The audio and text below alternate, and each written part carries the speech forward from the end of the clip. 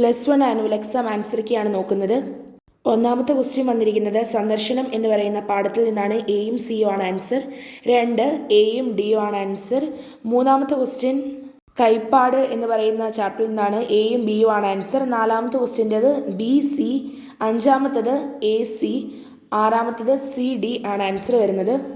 ഏഴാമത്തത് തങ്കം നായർക്ക് സുഖം ഒരു മാരകലഹരിയാണെന്ന് തോന്നാനുള്ള കാരണം. 8 ആശയം എഴുതാൻ വേണ്ടിയിട്ടായിരുന്നു. 9, 10, 11 സ്ക്രീനിൽ കൊടുത്തിട്ടുണ്ട് ആൻസർ.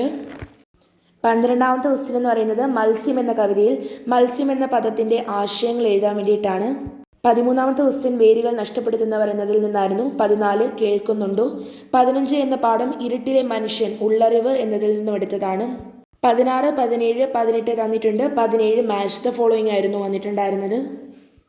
19 മുതൽ 23 വരെയുള്ള ചോദ്യങ്ങൾക്ക് ഏതെങ്കിലും 4 എഴുതാൻ വേണ്ടിയിട്ടായിരുന്നു.